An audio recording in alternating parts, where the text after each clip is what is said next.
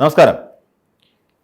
നമ്മൾ ഇതിനു മുമ്പ് പറഞ്ഞിരുന്നു രാജീവ് ചന്ദ്രശേഖരന്റെ പത്രികയുമായി ബന്ധപ്പെട്ടുകൊണ്ട് നാമനിർദ്ദേശ പത്രികയും അഫിഡവിറ്റുകളുമായി ബന്ധപ്പെട്ടുകൊണ്ട് ചില വിവാദങ്ങളുണ്ടായി. എന്നാൽ തൊട്ടു പിന്നാലെ തന്നെ അടുത്ത വിവാദവും എത്തിക്കഴിഞ്ഞിരിക്കുന്നു.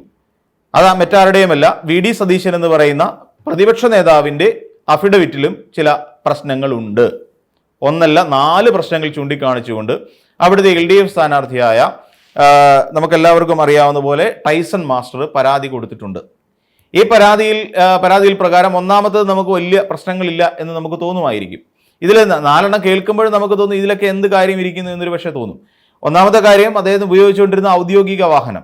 ഈ ഔദ്യോഗിക വാഹനവുമായി ബന്ധപ്പെട്ടുകൊണ്ട് അദ്ദേഹത്തിൻ്റെ ഇതുവരെയായി ഒരുപാട് ലയബിലിറ്റീസ്, അതായത് ഈ വാഹനം ഓടുന്ന സമയത്തുണ്ടാകുന്ന പെറ്റി തുടങ്ങിയ പ്രശ്നങ്ങളെല്ലാം ഇപ്പോഴും മോട്ടോർ വാഹന വകുപ്പുമായി ആലോചിക്കുമ്പോൾ അവിടെയുണ്ട്.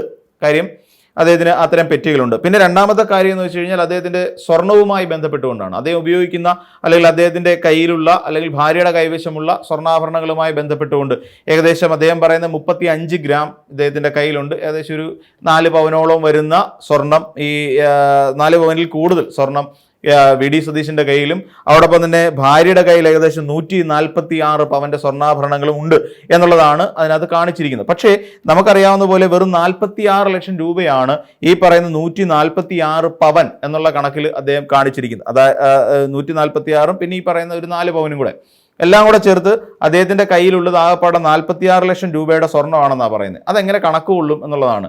ഇന്ന് നമുക്കറിയാവുന്ന പോലെ വെറും 46 പവൻ കയ്യിലുണ്ടെങ്കിൽ തന്നെ ഒരു അറ്റ്ലീസ്റ്റ് ഒരു 46 ലക്ഷം രൂപ കയ്യിലിരിക്കുന്നതിന് തുല്യമാണ്. അത്രയും വില ഇന്ന് സ്വർണത്തിനുണ്ട്. ഇന്ന് അതേസമയം അതിൽ കൂടി, അതായത് 1,80,000 രൂപയോളം വരുന്ന ആണ് നമ്മുടെ സ്വർണത്തിന്റെ വില. അപ്പം അങ്ങനെ നോക്കിയാൽ തന്നെ 146 പവൻ എന്ന് പറയുമ്പോൾ 1 കോടിയിലധികം പോയി, 1.5 കോടിയോളം രൂപയെത്തി. കറക്റ്റ് പറഞ്ഞാൽ 1,57,00,000 പരം രൂപയുടെ സ്വർണമാണ് വി.ഡി. സതീശൻ എന്ന് പറയുന്ന പ്രതിപക്ഷ നേതാവിൻ്റെ കൈവശമുള്ളത്. പിന്നെ എങ്ങനെയാണ് ഈ 146 പവന് അദ്ദേഹത്തിൻ്റെ കയ്യിൽ വെറും 46 ലക്ഷം രൂപയാകുന്നത് എന്ന് സ്വാഭാവികമായി നമുക്ക് സംശയിക്കാം. പിന്നെ ആ പറയുന്ന ആള് വി.ഡി. സതീശനായതുകൊണ്ട് അതിനെ പൂർണ്ണമായി നമ്മൾ ഉൾക്കൊള്ളണ്ട എന്നുള്ളതാണ്. പക്ഷേ ഈ കാര്യത്തിലെങ്കിലും ഒരു നാമനിർദ്ദേശ പത്രികയോടൊപ്പം സമർപ്പിക്കുന്ന സത്യവാങ്മൂലത്തിൽ, ആ പേരിൽ തന്നെയുണ്ടല്ലോ സത്യവാങ്മൂലം, അപ്പോൾ ആ സത്യവാങ്മൂലത്തിലെങ്കിലും അദ്ദേഹത്തിന് സത്യാവസ്ഥ പറയാമായിരുന്നു എന്നുള്ളതാണ്. അപ്പം ഏകദേശം നമ്മൾ നോക്കിക്കഴിഞ്ഞാൽ തന്നെ ഒരു 1.5 കോടിയിലധികം രൂപയുടെ സ്വർണ്ണാഭരണങ്ങൾ തന്നെ അദ്ദേഹത്തിൻ്റെ കൈവശമുണ്ട് എന്നുള്ളതാണ് വസ്തുത. പിന്നെ അതോടൊപ്പം തന്നെ ഇദ്ദേഹത്തിൻ്റെ റവന്യൂവുമായി ബന്ധപ്പെട്ടുകൊണ്ട് ഇദ്ദേഹത്തിന് ഒരു ജോലിയുണ്ട്. ജോലി എന്ന് പറഞ്ഞാൽ അഭിഭാഷക വൃത്തിയാണ് എന്ന് അദ്ദേഹം പറയുന്നുണ്ട്. പക്ഷേ ഈ അഭിഭാഷക വൃത്തിയുമായി ബന്ധപ്പെട്ടുകൊണ്ട് എന്നാൽ സ്റ്റിൽ ആക്റ്റീവ് ആണെന്നോ അല്ലെങ്കിൽ ഇനാക്റ്റീവ് ആണ്, അല്ലെങ്കിൽ ഞാനിപ്പോൾ പ്രാക്ടീസ് ചെയ്യുന്നൊരു അഭിഭാഷകനല്ല, അല്ലെങ്കിൽ പ്രാക്ടീസ് ചെയ്യുന്നൊരു അഭിഭാഷകനാണ് തുടങ്ങിയ കാര്യങ്ങൾ ബോധിപ്പിക്കണം. അങ്ങനെ വരുമ്പോഴാണ് ഇദ്ദേഹത്തിൻ്റെ റവന്യൂ സോഴ്സ് കാണിക്കേണ്ടി വരും. അദ്ദേഹത്തിന് എവിടെ നിന്നാണ് റവന്യൂ ഉണ്ടാകുന്നത്. ഇപ്പോൾ അഭിഭാഷകനാണെങ്കിൽ അത് എത്ര ആണ് അദ്ദേഹത്തിന് ഉണ്ടാകുക, അതിൽ നിന്ന് എത്ര രൂപ ഫീസ് കിട്ടും തുടങ്ങിയ കാര്യങ്ങളൊക്കെ അദ്ദേഹം കാണിക്കേണ്ട മാൻഡേറ്ററി ആയിട്ടുള്ള നിർബന്ധിതമായി പൂരിപ്പിക്കേണ്ട ചില കാര്യങ്ങളാണ്. പക്ഷേ അതിൽ അദ്ദേഹം വ്യക്തത വരുത്തുന്നില്ല എന്നുള്ളതാണ് വാസ്തവം.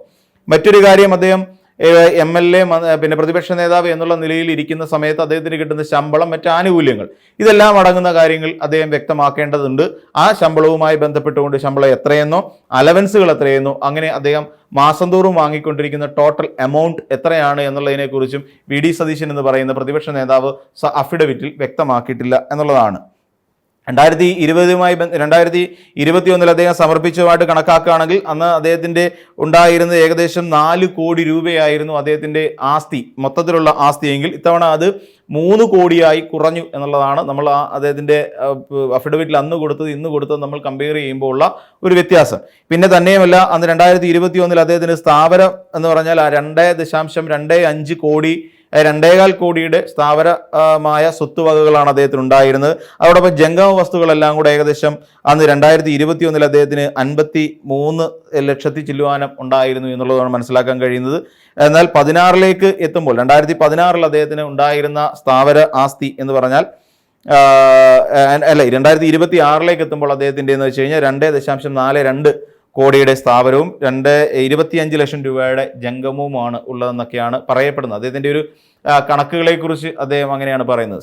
നമ്മൾ മനസ്സിലാക്കേണ്ടത് ഇത് വി ഡി സതീശൻ കൊടുത്ത ഒരു അഫിഡവിറ്റ് ആണ്. അപ്പോൾ സ്വാഭാവികമായിട്ടും ഭരണാധികാരി ചിന്തിക്കേണ്ടത് വി ഡി സതീശൻ ആയതുകൊണ്ട് തന്നെ ഇങ്ങനെയുള്ള ചില ഗിമിക്സുകളൊക്കെ ഒരു പക്ഷേ ഇതിനകത്ത് ഉണ്ടാകും എന്നുള്ളതാണ് മനസ്സിലാക്കേണ്ടത്.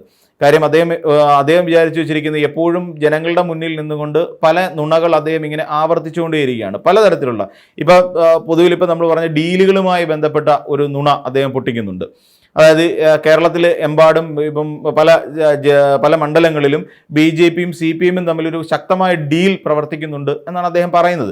എന്നാൽ ഈ ഡീല് ഇദ്ദേഹം പറയുന്ന ഏറ്റവും പ്രധാനപ്പെട്ട ഡീൽ എന്ന് പറഞ്ഞാൽ ഗുരുവായൂരിൽ, അതായത് തൃശ്ശൂരുമായി ബന്ധപ്പെട്ടുകൊണ്ട്, ഗുരുവായൂരുള്ള തൃശ്ശൂരുമായി ബന്ധപ്പെട്ടുകൊണ്ട് തൃശ്ശൂർ പൂരത്തിന് ശേഷം നടന്ന ലോക്സഭാ തെരഞ്ഞെടുപ്പിൽ സുരേഷ് ഗോപിയെ വിജയിപ്പിക്കാൻ വേണ്ടിയിട്ട് ഇവിടെ കോൺഗ്രസിൻ്റെ CPM-ന്റെ ഒരു ഡീൽ അവിടെ പ്രവർത്തിച്ചിരുന്നു. MR അജിത് കുമാർ അവിടെ പോയി ദത്താത്രേയ ഹൊസബാളയുമായി കൂടിക്കാഴ്ച നടത്തി ഇതിൻ്റെ എല്ലാം പിന്നിൽ ഡീൽ ഉറപ്പിക്കലായിരുന്നു എന്നുള്ളത് പറയുന്നു. എന്നാൽ നമുക്ക് എല്ലാവർക്കും അറിയാം ഇവിടെ എങ്ങനെയാണ് ആ ഡീല് സംഭവിച്ചത് എന്നുള്ളത്. 3,37,000-ത്തിലധികം വോട്ട് നേടിയിട്ടാണ് VS സുനിൽകുമാർ എന്ന് പറയുന്ന അവിടുത്തെ CPI-യുടെ അല്ലെങ്കിൽ ഇടതുപക്ഷ സ്ഥാനാർത്ഥി നിൽക്കുന്നത്. അതേസമയം നമുക്കറിയാവുന്ന TN പ്രതാപൻ നേടിയതിനേക്കാൾ ഏകദേശം 80,000-ത്തിലധികം വോട്ടിൻ്റെ കുറവാണ് K മുരളീധരൻ എന്ന് പറയുന്ന നേതാവിന് കിട്ടിയത്. അപ്പം TN ഗോപിനാഥ് അദ്ദേഹത്തിനാണോ ഏറ്റവും കൂടുതൽ പ്രാധാന്യമുള്ളത്, അല്ലെങ്കിൽ TN പ്രതാപൻ? അപ്പം TN പ്രതാപനാണോ പ്രാധാന്യമുള്ളത്, K മുരളീധരനാണോ പ്രാധാന്യമുള്ള നേതാവ് എന്നുള്ളത് നമ്മളൊന്ന് പരിഗണിക്കണം. TN പ്രതാപൻ അവിടെ മത്സരിക്കുന്ന സമയത്ത് അദ്ദേഹത്തിന് മികച്ച നേട്ടം ഉണ്ടാക്കാൻ കഴിഞ്ഞു. അതായത് 1ാം സ്ഥാനത്തേക്ക് അദ്ദേഹം എത്തി. അപ്പം TN പ്രതാപനേക്കാട്ടിൽ എന്തുകൊണ്ടും മൂല്യശോഷണമുള്ള ഒരു നേതാവല്ലേ K മുരളീധരൻ? അതുകൊണ്ടാണല്ലോ കോൺഗ്രസ് പാർട്ടി സിറ്റിംഗ് സീറ്റായിരുന്ന ഒരു മണ്ഡലത്തിൽ K മുരളീധരൻ മത്സരിക്കുമ്പോൾ 3ാം സ്ഥാനത്തേക്ക് പോകുന്നതിന് കാരണം. അല്ലാതെ അവിടെ വോട്ട് മറിഞ്ഞിട്ടില്ല എന്ന് നമുക്ക് ചിന്തിക്കാൻ കഴിയുമോ? അവിടെ 3ാം സ്ഥാനത്തുണ്ടായിരുന്ന BJP വളരെ പെട്ടെന്നാണ് വളർന്നിട്ട് 1ാം സ്ഥാനത്തേക്ക് എത്തുന്നത്. ഈ വോട്ടെല്ലാം എവിടെ നിന്ന് വന്ന് ചാടി സുരേഷ് ഗോപിക്ക് കിട്ടിയത്? സ്വാഭാവികം. നമുക്കറിയാം TN പ്രതാപന് കിട്ടിയ വോട്ടിൽ നിന്നും ഒരു വലിയ പങ്ക് അങ്ങോട്ടേക്ക് സുരേഷ് ഗോപിക്ക് പോയി എന്നുള്ളത് നിസ്സംശയം പറയാൻ കഴിയും. നമുക്കറിയാം KC ജോസഫ് അടക്കമുള്ള നേതാക്കന്മാർ അതുമായി ബന്ധപ്പെട്ടുകൊണ്ട് അന്വേഷണ കമ്മീഷൻ നടത്തിയ സമയത്ത് വ്യക്തമായി കാര്യങ്ങൾ ബോധ്യപ്പെട്ടതാണ്. കോൺഗ്രസിൻ്റെ അവിടുത്തെ വോട്ട് മറിഞ്ഞിട്ടുണ്ട്, UDF-ന്റെ വോട്ട് സ്പ്ലിറ്റ് ആയിട്ടുണ്ട്, അത് BJP-യിലേക്ക് പോയിട്ടുണ്ട് എന്ന കൃത്യമായ വിവരം പുറത്തേക്ക് വന്നിട്ടുണ്ട്, റിപ്പോർട്ട് വന്നിട്ടുണ്ട്. അതുമാത്രമല്ല K മുരളീധരൻ എന്തുകൊണ്ടാണ് അതുമായി ബന്ധപ്പെട്ടുകൊണ്ട് ഞാൻ ഇനി മത്സരരംഗത്തേക്ക് ഇല്ല എന്ന് പറഞ്ഞുകൊണ്ട് അദ്ദേഹം മാറിയുന്നത്? അതിനും കാരണം ഇതൊക്കെ തന്നെയാണ്. അവിടെ തന്നെ ചതിച്ചു, കോൺഗ്രസ് പ്രവർത്തകരെല്ലാം തനിക്കിട്ട് പണി തന്നു എന്നുള്ള കാര്യം കൃത്യമായി അറിയാം. അപ്പോൾ ഡീല് നടന്നത് എവിടെയാണ്? ഇനി കുറച്ചുകൂടെ കഴിഞ്ഞ നേമം എന്ന് പറയുന്ന ഒരു മണ്ഡലത്തിൽ എങ്ങനെയാണ് ഡീല് നടന്നത്? തൃപ്പൂണിത്തുറ എന്തായിരുന്നു ഡീല് നടന്നതെന്ന് നമുക്കെല്ലാവർക്കും കൃത്യമായിട്ട് അറിയാമല്ലോ. തൃപ്പൂണിത്തുറയിൽ എന്ത് സംഭവിച്ചു എന്നുള്ളത്. അപ്പം അങ്ങനെയുള്ള നേതാക്കന്മാർ പലപ്പോഴും എനിക്ക് തോന്നുന്നു അവിടെ മത്സരിച്ചിട്ടുള്ള കൃഷ്ണദാസ് അടക്കമുള്ള നേതാക്കന്മാർ ഇതുമായി ബന്ധപ്പെട്ടുകൊണ്ട് കൃത്യമായി അവരുടെ കാര്യങ്ങൾ ബോധ്യപ്പെടുത്തിയിട്ടുണ്ട്. ഡീല് നടന്നിട്ടുണ്ട്, BJP-ക്കാർ കോൺഗ്രസിനെ ജയിപ്പിക്കാൻ വേണ്ടി അവിടെ പരിശ്രമിച്ചിട്ടുണ്ട് തൃപ്പൂണിത്തുറയിൽ. അങ്ങനെ K ബാബു അവിടെ വിജയിച്ചു. ഇക്കാര്യം അവിടെ ഉണ്ടായിരുന്ന നേരത്തെ ഇന്ന് സ്ഥാനാർത്ഥിനെ വ്യക്തമാക്കിയതല്ലേ? ഇവിടെ തൃശ്ശൂരിൽ നടന്നത് ഇങ്ങനെ ആയിരുന്നു എന്ന് K മുരളീധരൻ തന്നെ വ്യക്തമാക്കിയതല്ലേ? അവിടെ നമുക്കറിയാം നേമത്ത് ഒരു ഡീല് നടന്നിട്ടുണ്ട് എന്നുള്ള കാര്യം അവിടെ വ്യക്തമാക്കിയതല്ലേ? അതെല്ലാം പോട്ടെ, കഴിഞ്ഞ തവണ അല്ലെങ്കിൽ ഇപ്പോൾ നടന്ന തദ്ദേശ സ്വയംഭരണ തെരഞ്ഞെടുപ്പുമായി ബന്ധപ്പെട്ടുകൊണ്ട് തിരുവനന്തപുരം കോർപ്പറേഷനിൽ നടന്ന തെരഞ്ഞെടുപ്പിൽ എങ്ങനെയാണ് കോൺഗ്രസിൻ്റെ വോട്ട് പലയിടങ്ങളിലും 200-ലും 300-ലും ഒതുങ്ങിയത്? അതിൽ 2,000-ത്തിലധികം വോട്ട് കിട്ടേണ്ടിടത്ത് എങ്ങനെയാണ് ഇത്രയും വോട്ട് കുറവുണ്ടായത്? 500-ൽ താഴെ 500-ൽ താഴെ മാത്രം വോട്ട് നേടി എത്രയോ കോൺഗ്രസ് സ്ഥാനാർത്ഥികളുണ്ടായിരുന്നു തിരുവനന്തപുരം കോർപ്പറേഷനിൽ.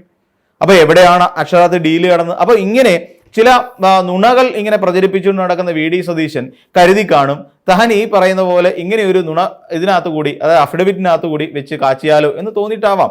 അത് തന്നെയുമല്ല, ഇതൊക്കെ നികുതിയുമായി ബന്ധപ്പെട്ട വിഷയങ്ങളുണ്ട് ഇതിനകത്ത്, പല സ്വത്തുക്കൾ കൈവശം വെക്കുന്നതുമായിട്ട് ബന്ധപ്പെട്ടുകൊണ്ട്. അപ്പം ഇതിനകത്തെല്ലാം അതായത് എന്നിട്ട് അവർ പറയുന്ന ഒരു വാദം, ഈ പറയുന്ന ഇൻകം ടാക്സ് എക്സംഷൻ ഉണ്ട് ഇതിനകത്ത് പല കാര്യങ്ങളിലും, അപ്പോൾ അതുകൊണ്ടാണ് ഇത് പൂർത്തീകരിക്കാൻ കഴിയാത്തത് അല്ലെങ്കിൽ അതൊന്നും വെക്കാത്തത് എന്ന അടക്കമുള്ള കാര്യങ്ങൾ അതിനകത്ത് പറയുകയൊക്കെ ചെയ്യുന്നുണ്ട്. എന്ത് തന്നെയാണെങ്കിലും ആ വാദങ്ങളും പ്രതിവാദങ്ങളും ഒക്കെ അങ്ങോട്ട് മുറുകട്ടെ, കാര്യങ്ങളൊക്കെ വ്യക്തതയിലേക്ക് എത്തട്ടെ എന്ന് മാത്രം നമുക്ക് ആശ്വസിക്കാം.